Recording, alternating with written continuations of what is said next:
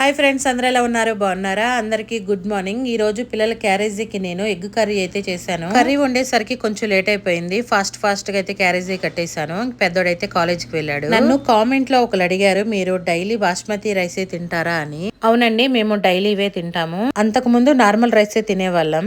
Basmati rice health కి మంచిది అంటున్నారు, అందుకని అప్పటి నుంచి బాస్మతి రైసే తింటున్నాము. ఈ బ్యాగ్ వచ్చేసి 30 kgs వస్తాయి. 3400 రూపీస్ పడతాయి. వినాయక చవితి అయిన 3వ రోజు ఊరేగింపు అయితే చేశారు. మా ఇల్లు రోడ్డు సైడ్ అయ్యేసరికి ఏ ఫెస్టివల్ జరిగినా మేము అన్ని చూస్తా ఉంటాము. కరెక్ట్ గా మా ఇంటి ఎదురుగా చీంటపకాయల దండ ఒకటి తెచ్చి పెట్టారు. అది వెలిగియంగానే ఆ సౌండ్ కి చెవులైతే దద్దరిల్లినాయి. అన్ని బొమ్మలు అందరూ ఒకేసారి అయితే ఊరేగింపు చేశారు. ఒకళ్ళ మించి ఒకళ్ళు తపాసులు అయితే పేల్చారు. ఈ వీడియో మొన్నే పెడదాం అనుకున్నాను.